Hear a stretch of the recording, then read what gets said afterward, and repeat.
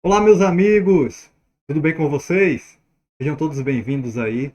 Mais um momento de estudo da Palavra de Deus, sem dúvida nenhuma. Sei que você é apaixonado pela Palavra de Deus. Eu também sou apaixonado pela Palavra de Deus. E juntos estamos aqui para dar continuidade ao nosso estudo, a essa temporada maravilhosa sobre o estudo do livro do Apocalipse. E vamos juntos cada vez mais aprender da Palavra de Deus. Vamos orar? Grandioso Deus e eterno Pai, te agradecemos, Senhor, pela oportunidade que o Senhor nos dá de estarmos aqui reunidos, com o intuito de estarmos cada vez mais aprendendo mais do teu amor, da tua bondade e aquilo que o Senhor quer revelar a cada um de nós. O estudo de hoje, Senhor, venha ser mais uma vez direcionado por ti, nos abençoa, nos livra do mal, abençoa cada família aqui representada. Nós oramos em nome de Jesus. E vocês dizem o quê? Amém? Amém? E amém. Maravilha! Vamos dar continuidade ao nosso estudo.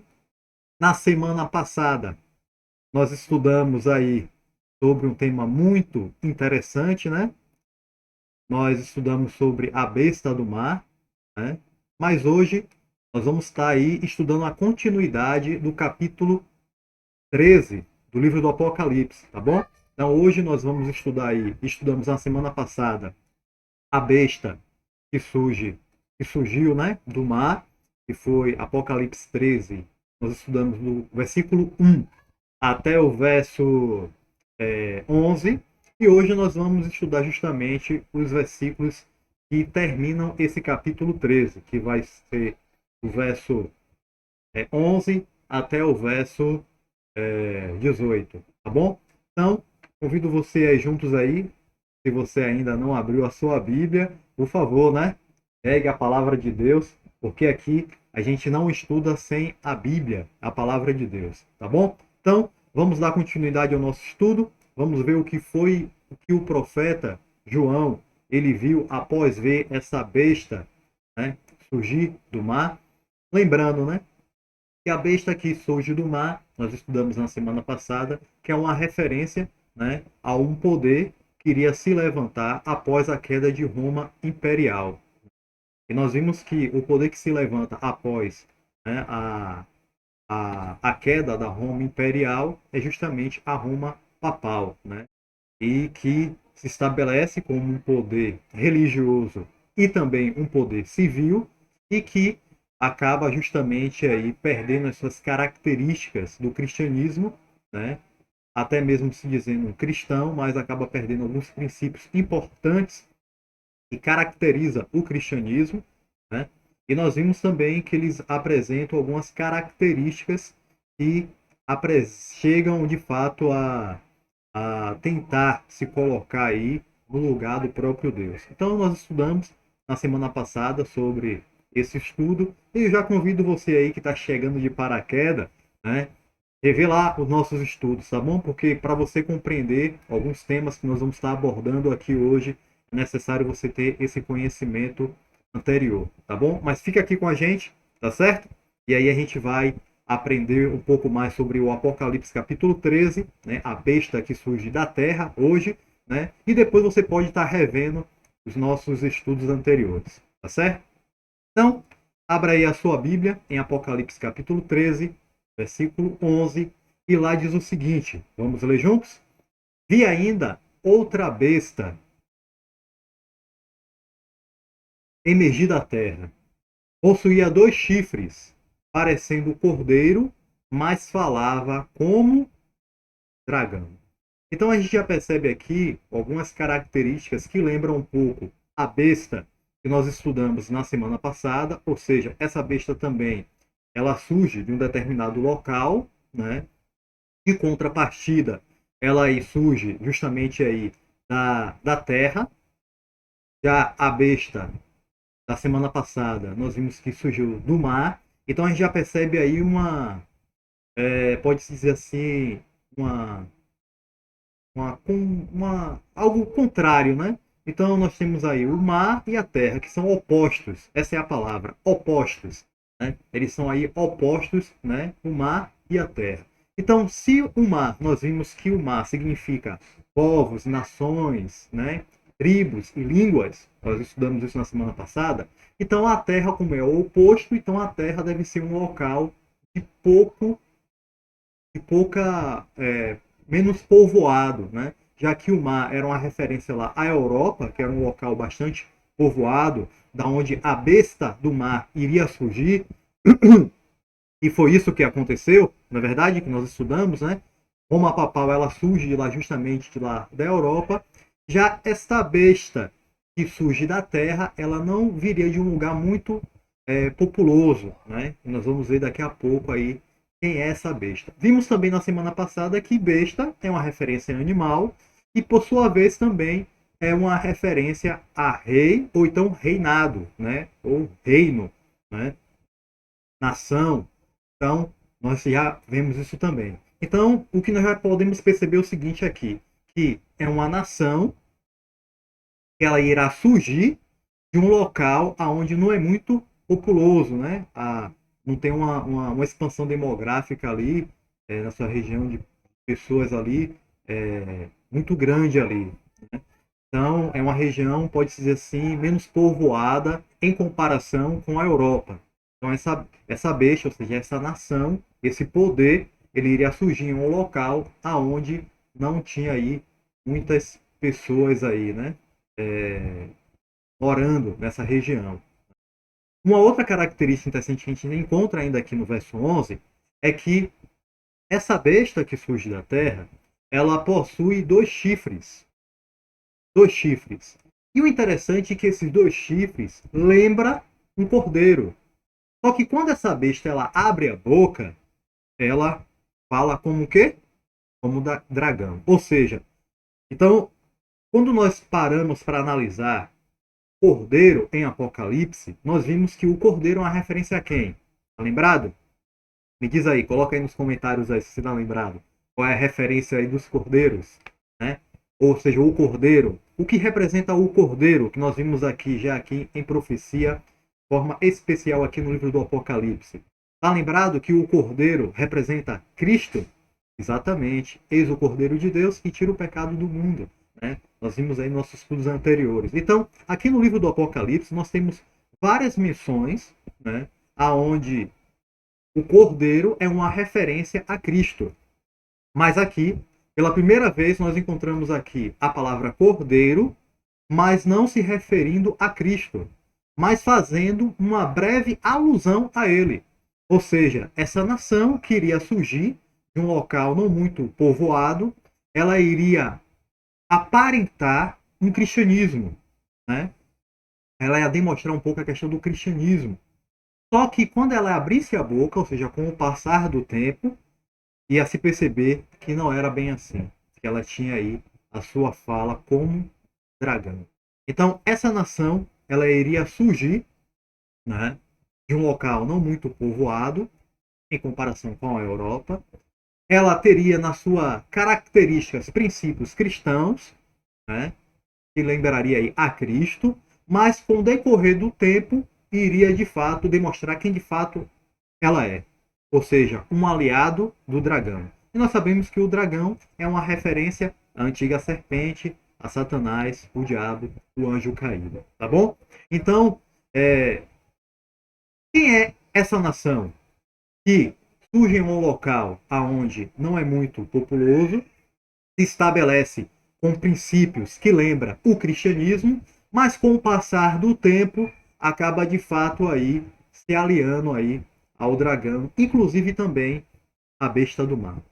Isso mesmo, a gente vai ver isso aqui. Então, pelas características que nós encontramos aí, nós chegamos à definição de que isso é uma referência aos Estados Unidos da América. E por que eu estou falando isso? Lembra que lá no século XVI, XVII, de forma mais específica, nós encontramos ali um período de grande perseguição na Europa. Lembra que a Inquisição ela se acentuou ali na Europa a ponto de perseguir muitos aqueles que eram contrários aos ensinamentos da igreja romana, né? Então você percebe ali que esse povo ele iria de fato aí sair, né, de fato, aí, fugido de fato, né, para encontrar um local mais seguro para que eles pudessem viver e também exercer a sua fé, né, a sua religião de forma livre. Então, o que nós percebemos pela história aí dos Estados Unidos, os peregrinos, né, pode ser os pais, né, aí desse novo mundo, né, que ficou conhecido como um novo mundo e logo depois foi estabelecido como os Estados Unidos da América, em 1620 eles têm essa chegada justamente ali à costa, né, aquela região, e um tempo depois a gente vai encontrar de fato aí alguns monumentos. Na realidade aí nós temos aí alguns monumentos que hoje você pode estar vendo que representam justamente essa chegada, como o farol, né, essa pedra aí que simboliza também um marco interessante aí para a chegada dos pioneiros aí nos Estados Unidos, e também a emblemática, né, Estátua da Liberdade, que é justamente uma referência à liberdade em dois aspectos muito importantes que nós vamos estar falando daqui a pouco, tá certo? Então, em 1776 nós temos aí a independência da América. Então a América ela se estabelece, se declara independente e aí nós temos aí o início, né, de uma nação completamente protestante, é bom lembrar disso, protestante, né, aonde no berço da sua constituição, na formulação, né, na base da sua constituição, né, ou seja, na Constituição norte-americana, nós temos a Bíblia. Isso mesmo. Se você não sabia, a Bíblia, a Constituição norte-americana, ela tem princípios fundamentais da palavra de Deus. Exatamente. Porque ela nasce como uma nação protestante. E quais são os dois princípios, os dois pilares mais importantes, né, da Constituição norte-americana? É justamente esses dois princípios. Liberdade, né, no sentido civil, e liberdade em um sentido religioso. Ou seja, eles diziam o seguinte: nós queremos um país sem rei e uma igreja sem papa. Por quê? Porque eles tinham fugido da Europa, justamente porque existia ali uma monarquia estabelecida, onde através dessa monarquia os papas eles conseguiram controlar toda a população, inclusive o próprio rei também, né? Nós já falamos isso aí quando nós estudamos sobre os sete, né, do livro do Apocalipse, né, sete igrejas, os sete selos, as sete trombetas, né? E eu tô devendo aí, na verdade a gente também já falou um pouco sobre aí as sete pragas também, né? Então, mais de forma específica sobre as sete igrejas, nós estudamos sobre justamente esse período tenebroso aonde aqueles que se opunham ao poder papal, né, à supremacia papal, eram perseguidos, né, presos, torturados, sim, torturados e até mesmo mortos. Então, os Estados Unidos da América, ele vem justamente com esse princípio de ter uma democracia e também tem uma religião livre, ou seja, todo mundo ali teria a sua liberdade. E aí tem justamente aí, né, a frase emblemática de Thomas Jefferson, que ele diz o seguinte: desde que uma pessoa tem o direito de escolher a sua própria religião, sem pagar o preço da discriminação, nenhum teste de religião será requerido como qualificação para qualquer posição pública nos Estados Unidos. Ou seja, aí parte justamente um princípio fundamental, né, da história dos Estados Unidos da América. Ou seja, um país completamente protestante, com os seus princípios baseados na palavra de Deus. A sua Constituição é construída, desenvolvida com base na Bíblia. E eles têm dois pilares importantes, que é o quê?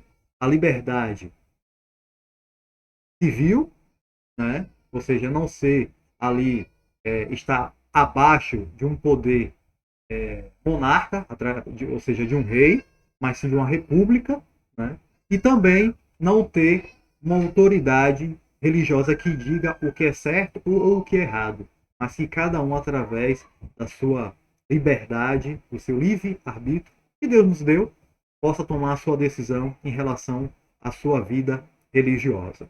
Então, é assim que se estabelece, claro que, de forma muito resumida aqui, né, eu estou trazendo a história dos Estados Unidos da América, mas fica aí, né, um convite para vocês se aprofundarem um pouco mais sobre, né, a história dos Estados Unidos aí da América, é uma história também muito, muito bonita e muito fascinante. E não é à toa que os Estados Unidos hoje é uma grande potência, não somente no aspecto político, no aspecto bélico, né, mas também no aspecto econômico. Então, os Estados Unidos, sem dúvida nenhuma, é a potência, né, mundial aí que nós temos hoje, não somente hoje, mas já faz bastante, bastante tempo. Por isso nós acreditamos que é justamente ela que acaba se caracterizando com essa besta que surge da Terra. Claro que eu vou trazer mais alguns princípios, algumas características de fato que a gente vai fazer aí identificar que de fato a referência à besta da Terra que João vê na sua visão é uma referência aos Estados Unidos da América. Tá bom? Vamos continuar aí ao nosso texto. Vamos aprofundar mais aí sobre essa besta que surge da Terra. Vamos para o verso 12? Então vamos lá. Exerce toda a autoridade da primeira besta na sua presença. Faz com que a terra e os seus habitantes adorem a primeira besta, cuja ferida mortal fora curada. Ou seja, a besta da terra, ela iria se estabelecer a ponto de fortalecer a besta do mar. Lembra que a besta do mar, ela sofreu um golpe na cabeça, uma ferida de morte, né? E essa besta ela consegue se recuperar também com a ajuda da besta da terra. E a besta da terra, segundo a leitura que nós acabamos de falar aí, ela vai justamente se aliar à besta do mar. Então, os Estados Unidos da América vai chegar um momento, né, na história em que de fato esse cumprimento profético ele vai acontecer. Ou seja, vai haver uma aproximação entre o poder papal, né, o poder de Roma religiosa, e os Estados Unidos da América. Então, essa união, a profecia ela já previa essa união, né, entre esses dois poderes. Aí você pode parar e pensar junto comigo. Mas Alex, ok, mas se os Estados Unidos da América ele tem na sua história justamente o surgimento, surge justamente saindo, né? Ou seja, fugindo de fato aí da perseguição que acontecia ali na Europa de forma mais específica, por conta do poder papal, da supremacia papal. E agora você está me dizendo que esse povo que fugiu de lá por conta justamente do poder papal vai se aliar a esse poder papal, sendo que ele foi um poder opressor. É justamente isso mesmo que eu acabei de falar. Você não entendeu errado, não. É isso mesmo. E a profecia, ela justamente aponta para isso. Alguns anos atrás, pode dizer assim, algumas décadas, ou até mesmo alguns séculos atrás, seria impossível se dizer que isso iria acontecer. Por quê? Eu tenho um relato aqui histórico, em outubro de 1951, o presidente ali daquela época, né, Henrique Trump, acho que é assim que pronuncia, ele promoveu uma aproximação ao Vaticano. Ou seja, o presidente dos Estados Unidos, em 1951, ele promoveu uma aproximação, né, aí, e pediu para que isso fosse votado, ou seja, que houvesse uma aproximação diplomática entre os Estados Unidos e o Vaticano. E o Senado foi um tumulto completo, tanto que a sessão foi ter que ser suspensa e não se tocou mais nesse assunto durante um bom tempo, porque eles ainda estavam de fato muito presentes em suas memórias, justamente que eles não queriam essa aproximação entre o poder civil com o poder religioso, né? Só que em 1994, novamente se propôs essa aproximação ao Senado. E houve aí uma vitória esmagadora de 81 contra 13 votos somente contra. E aí foi aprovado justamente aí essa aproximação, né, diplomática, aonde o Wilson, né, ele é estabelecido aí, é indicado William Wilson como um embaixador para os Estados Unidos ao Vaticano, né, ao Estado do Vaticano. Ele ia representar lá no Estado do Vaticano, nos Estados Unidos, e haver essa aproximação aí diplomática. Ou seja, ia estabelecer, né, uma embaixada ali no Vaticano. Sabe quando os países eles querem ter uma aproximação diplomática, é estabelecido, né, ali uma pode ser um pedacinho do outro país, né, um país ali que vai ser amigável a partir dali, e ali eles conseguem ter uma relação mais próxima de forma diplomática. Então, nós temos aí justamente aí em 1984 essa aproximação. E nós temos também uma data também muito importante que acontece justamente essa aproximação em 24 de fevereiro de 1992, né, aonde de fato João Paulo II ele acaba de fato aí tendo o privilégio de discursar, né, de se aproximar aí ao parlamento norte-americano. E a revista Time, né, ela publica na sua capa aí, né, colocando aí, né, uma santa aliança. Até parece que os editores, né, o editorial aí da revista Time já estava aí é, atenados em relação à profecia bíblica.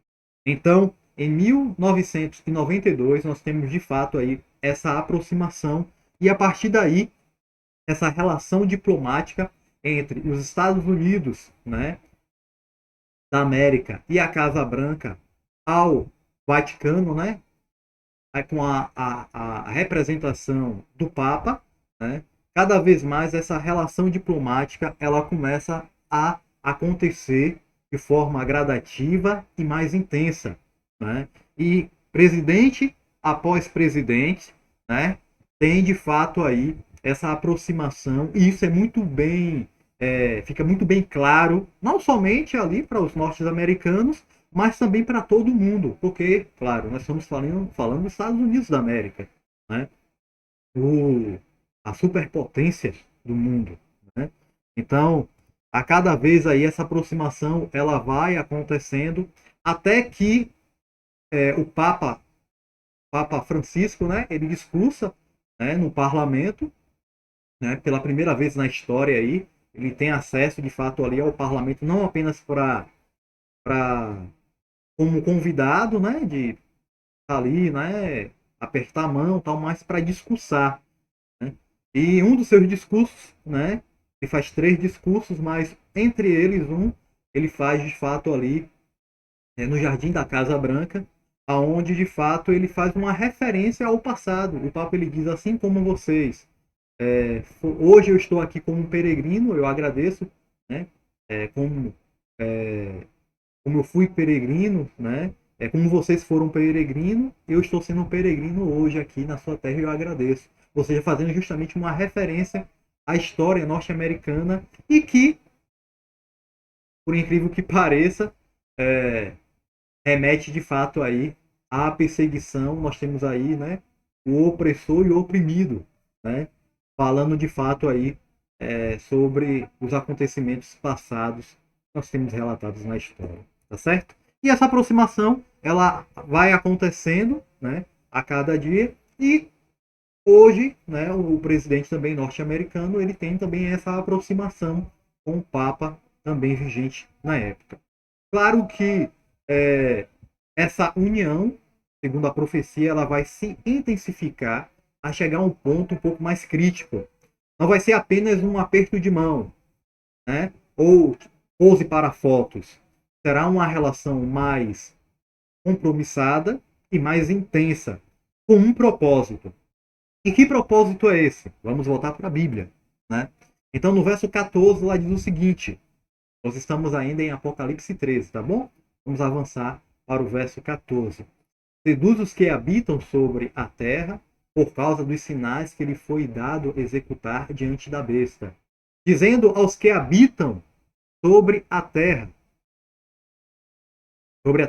que façam uma imagem à besta, aquela que ferida a espada sobreviveu. Então, a besta da terra, ela vai fortalecer a besta do mar e vai promover uma imagem para que os habitantes da terra adorem. E a imagem é uma referência de fato a algo que já aconteceu, né?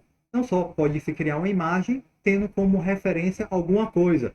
E justamente o que o Apocalipse ele quer nos trazer é que essa imagem justamente vai retornar esse poder que foi uma vez dado, né, ao Papa, né, ao sistema papal, de um modo geral. Não ao indivíduo, é bom deixar muito bem claro aqui, a profecia ela não trata de indivíduos, ou seja, né, do Papa Francisco, João Paulo, né, de Barack Obama, o presidente, né, de Biden, enfim, não se fala do indivíduo.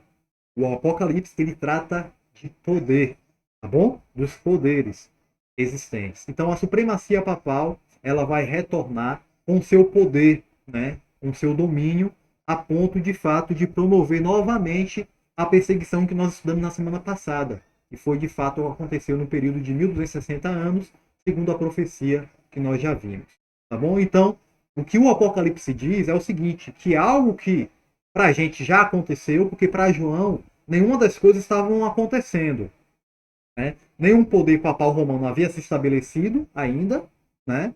E nessa perseguição havia acontecido. Mas quando nós nos colocamos na linha profética, tá bom?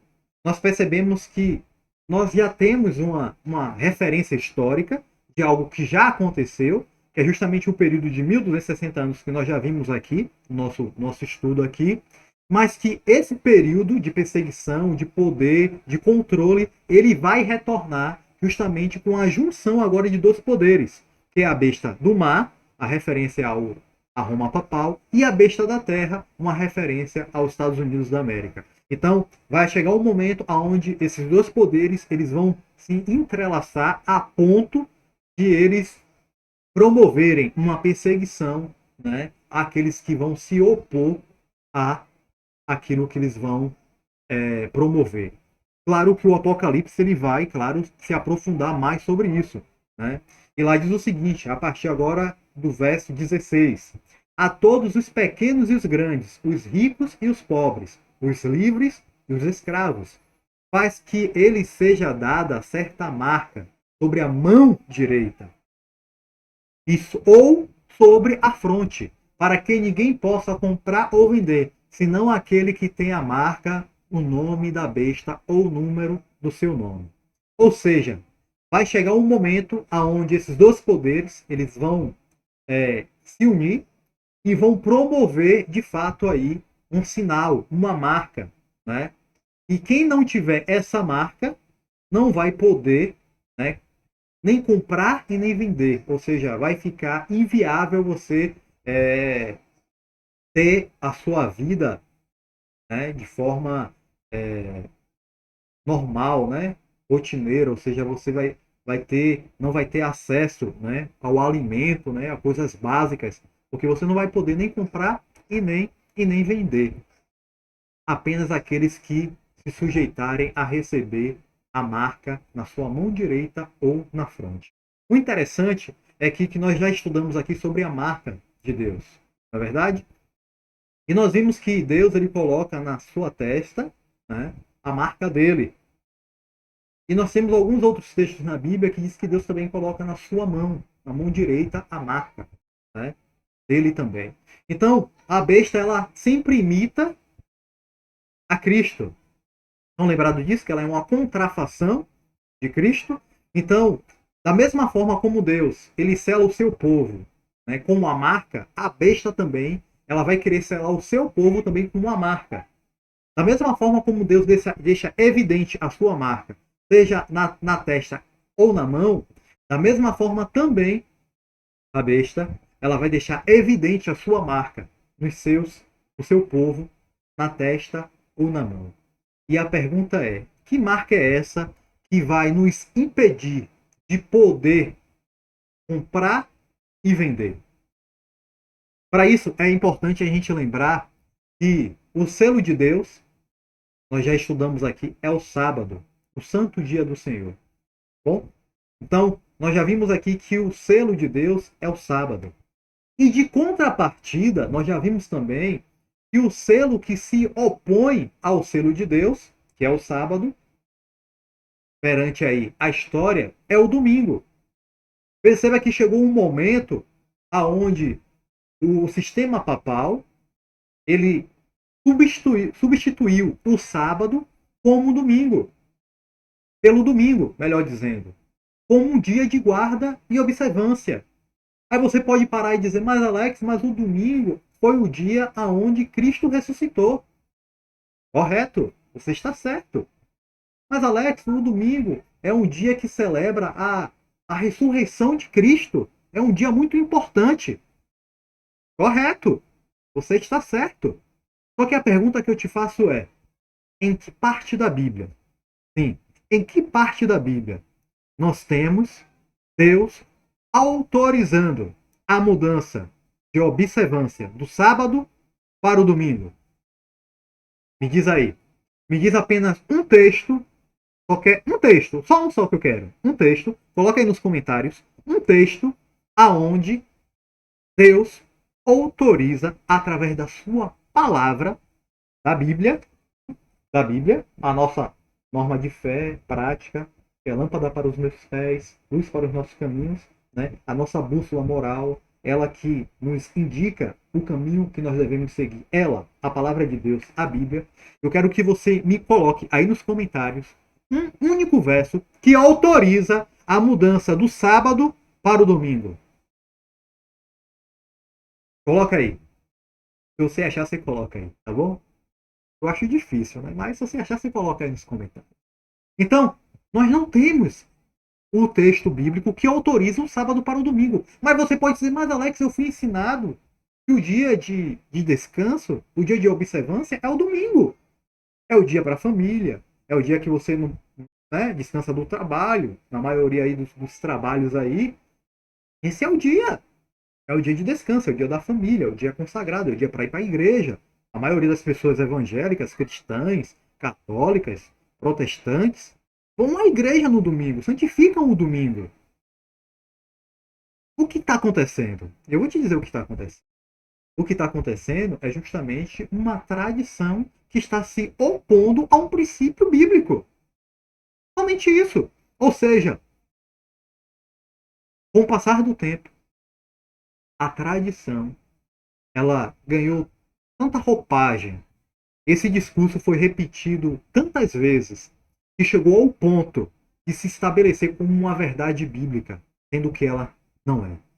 E esse é um dos maiores enganos que nós temos no mundo do cristianismo em relação à marca de Deus.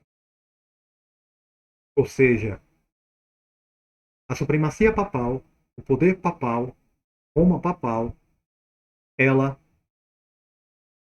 não mediu esforços para substituir o sábado para o domingo. E pode-se dizer aí recentemente, ou seja, aí no século XX, né, pode dizer de forma mais específica, em 30 de julho de 1800 melhor dizendo, 1998, João Paulo II, ele escreve e publica, melhor dizendo, ele publica uma cíclica papal, Dies Domini, em latim, que está em latim, que de fato aí traduzindo significa o quê? Dia domingo, né? Domingo, né? Que é justamente aí a encíclica papal que aí, ó, Carta Apostólica Dies Domini, do Sumo Pontífice, João Paulo II ao episcopado, ao clero e aos fiéis da Igreja Católica sobre a santificação do domingo. Essa encíclica papal, ela vem trazendo aí, reforçando essa tradição cristã, aonde diz que por conta da ressurreição de Cristo, o Papa ele tem autoridade de declarar que o dia de santificação é o domingo. Perceba, é o Papa que declara, não é a Bíblia. E por isso que eu estou chamando a atenção a vocês, porque esse poder ele iria promover a sua marca. E essa marca, com o passar do tempo, ela ia se estabelecer ou na testa, na fronte, ou na mão. E o que isso significa? Isso significa que na testa é a questão da consciência. E a mão direita, é o trabalho. Ou seja, algumas pessoas receberiam a marca de forma intelectual, né? Ou seja, iriam compreender que a marca da besta é o domingo e iam aceitar como dia de guarda, adoração, né? De forma intelectual, né? Já outras pessoas, não muito por uma questão religiosa, mas por uma questão do trabalho, iriam optar em trabalhar no sábado para justamente guardar o domingo. E essa é a marca referente à mão direita, que refere ao trabalho. De contrapartida, nós temos a marca de Deus, também na testa, mostrando que os adoradores deles precisam estar conscientes sobre o seu dia de guarda, que na criação Deus estabeleceu este dia, né? E nos seus mandamentos, os 10 mandamentos, inclusive, mandamento este foi modificado pelo poder papal. É importante verificar isso, né? Ressaltar isso, que a gente já estudou sobre isso. Inclusive, mudando do mandamento de Deus, tirando o sábado e colocando domingo e festas. Isso mesmo, mudando a palavra de Deus. Então, Apocalipse 13, verso 15 diz que lhe foi dado comunicar ao fôlego a imagem da besta, para que não só a imagem falasse, como ainda fizesse morrer quantos não adorassem a imagem. Então vai, de fato, ocorrer aí uma perseguição para aqueles que, de fato, não adotarem essa marca. E aí nós temos também aí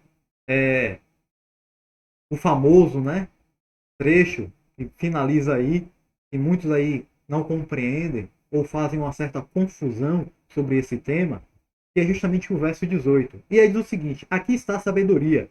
Aquele que tem entendimento, calcule o número da besta, pois é o número de homem. Ora, esse número é 666. Que é justamente o famoso 666. Né?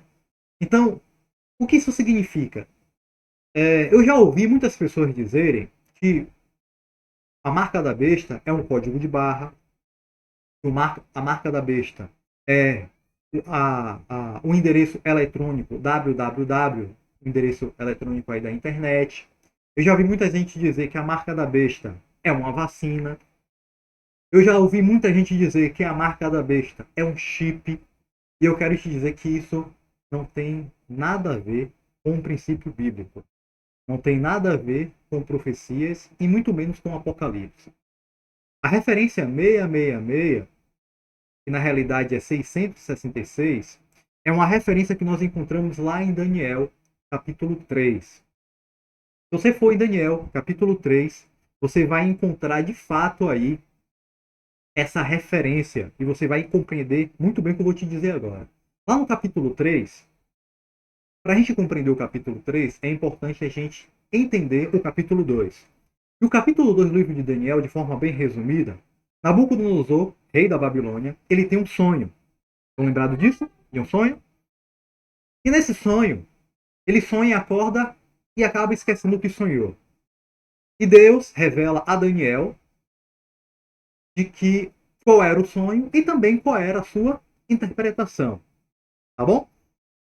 E, resumindo o capítulo 2, o sonho que Nabucodonosor ele tem é de uma estátua, aonde ele vê essa estátua enorme ali, muito poderante ali, né? Muito grande, muito grandiosa. Só que essa estátua, ela é dividida por partes por alguns minerais.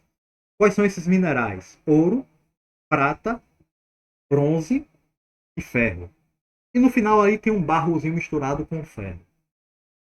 E durante o sonho, uma pedra, né, é lançada de um monte, tem auxílio de mão, e pega no pé da estátua. E ao atingir o pé da estátua, a pedra ela destrói por completo a estátua, a ponto de não ter nenhum vestígio da estátua. E essa pedra ela começa a crescer, crescer, crescer e toma parte de todo o mundo e se torna um grande reino. A interpretação do sonho é que a estátua ela representa todos os poderes que iriam surgir a partir de Babilônia, até a volta de Cristo, até o estabelecimento do reino de Deus. Então Babilônia ela tem como referência a cabeça de ouro. Depois de Babilônia, nós temos aí a Medopécia, né? Depois da Medopécia, a Grécia, que já representa aí os quadris de bronze, sendo que a Medopécia representa aí os peitorais, né, de prata, e as pernas de ferro representa tanto Roma imperial como Roma papal.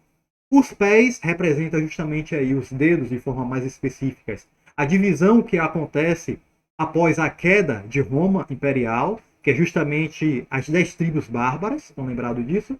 E não é à toa que ela não, ela está ali misturada com barro, porque não ia ter mais liga, né? Não tem liga entre barro e ferro, né? É uma referência de que esse poder ele não mais se tornaria um único poder, né? De forma global. Então, a interpretação do sonho dada a Nabucodonosor é de que ele tinha um período e que o seu reino iria passar. Em resposta a isso, Nabucodonosor, no capítulo 3, ele manda construir uma estátua que tem justamente as dimensões, né, que tem como base o número 6.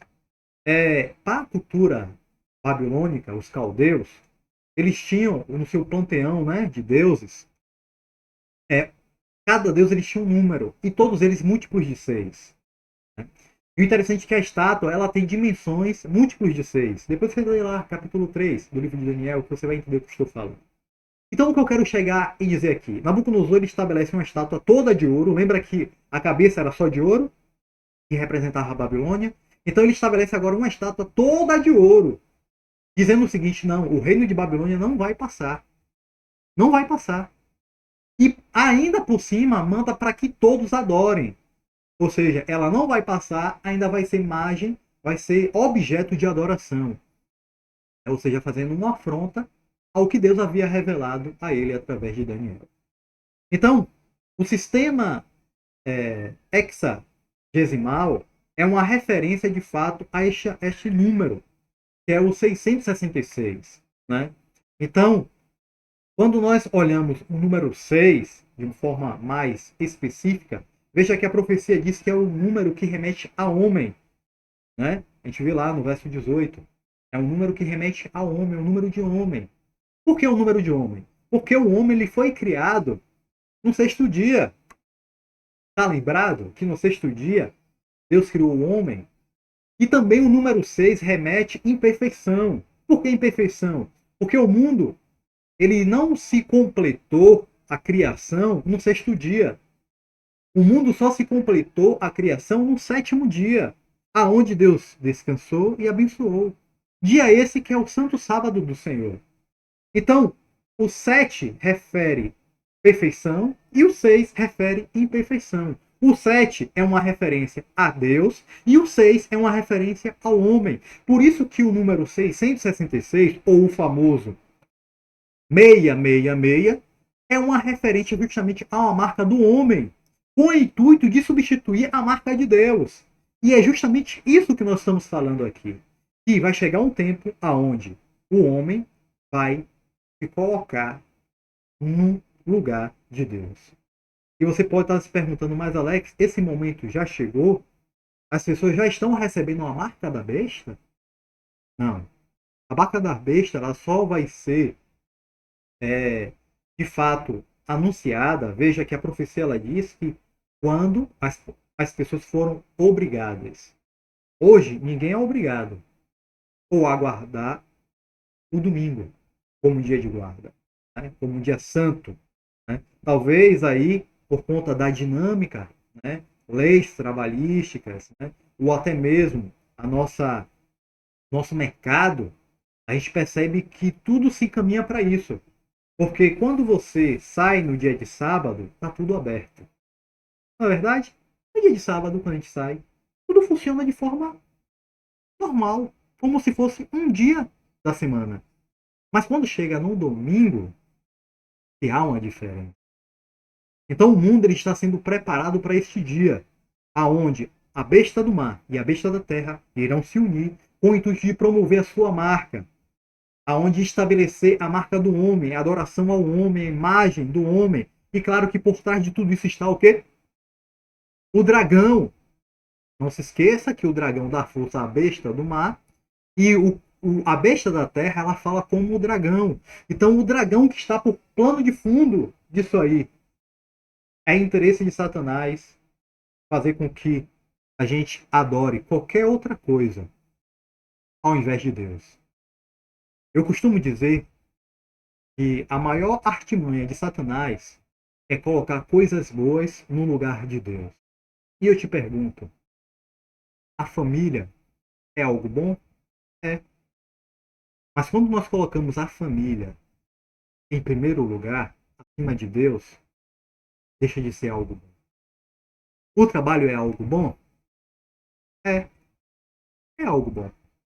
Mas quando nós colocamos o trabalho acima de Deus, deixa de ser algo bom. As amizades, é bom? Amigos, é bom? É muito bom. Mas quando nós colocamos acima de Deus, deixa de ser bom.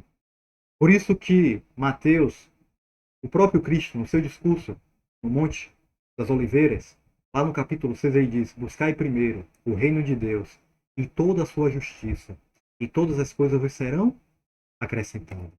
Chegará o tempo em que precisa, a humanidade vai ter que se posicionar. E é uma palavra que tem sido repetido frequentemente nos nossos dias, né?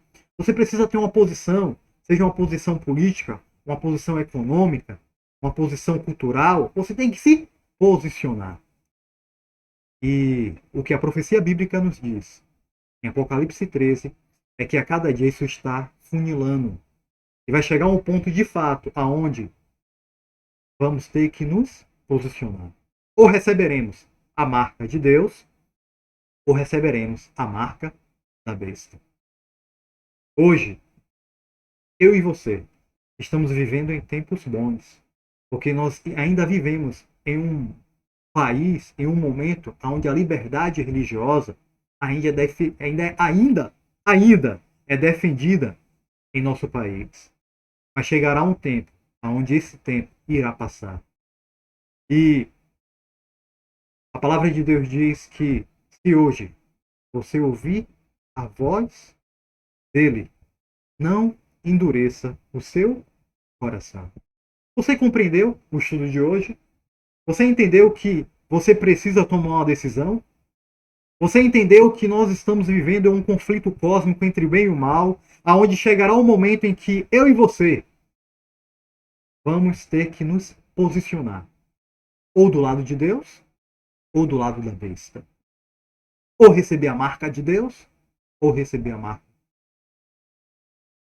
Precisamos exercer a nossa liberdade religiosa hoje e nos preparar e fortalecer a nossa fé através dos princípios da palavra de Deus. O meu desejo, de fato, é que mesmo a esse cenário, aonde dois poderes enormes, praticamente quase imbatíveis, irão se unir para promover algo completamente contrário ao que a palavra de Deus nos diz. Deus, ele nos promete a sua proteção. Deus, ele nos promete o seu amparo. Quer você estar sobre as asas de Deus? Quer você descansar à sombra do Onipotente? Quer você andar e 1000 cair à sua direita e 10.000 à sua esquerda? e você não ser atingido? Quer você ter a proteção do céu? Quer você receber a marca de Deus? Eu te convido, nesse exato momento, a você abrir o seu coração e permitir que Deus faça uma verdadeira transformação na sua vida. É o seu desejo? Então vamos orar juntos? Grandioso Deus e eterno Pai, te agradecemos, Senhor, porque o Senhor sempre cuida de cada um de nós. Sei que hoje nós vivemos, Senhor, em momentos emprestados, em dias emprestados. Mas ainda nesses dias emprestados, nós temos ainda o privilégio de ter a nossa liberdade religiosa. Nós podemos escolher, nós podemos, de fato, exercer de forma pública e sem medo aquilo que nós acreditamos. Nos ajuda, Senhor, a cada dia decidir ao teu lado, a estar agarrado às tuas promessas e não perder de vista a tua santa palavra, porque ela é luz para os nossos caminhos. Sem ela, nós estaremos em trevas. Por favor, Senhor, fortalece a nossa fé. Nos ajuda, Senhor, cada vez mais a colocar os seus princípios bíblicos em nossas vidas, para que a cada dia nós venhamos ter a certeza de que o Senhor está sempre conosco. Nos abençoa, nos guarda, nos cela, Senhor, com teu divino Espírito Santo. Nós oramos em nome de Jesus. E você diz o quê? Amém? Amém? E amém. Louvado seja o nome de nosso Deus. Muito obrigado pela sua presença aqui conosco. Eu quero te dizer que no nosso próximo estudo nós vamos avançar aí agora para o capítulo 14, onde nós vamos estudar sobre 3 anjos trazendo 3 mensagens muito importantes. Mensagens essa que tem a ver comigo e com você. Então, você não pode perder o nosso próximo estudo, tá certo? Que Deus abençoe, te dê aí um ótimo dia, uma ótima noite e uma ótima semana, em nome de Jesus.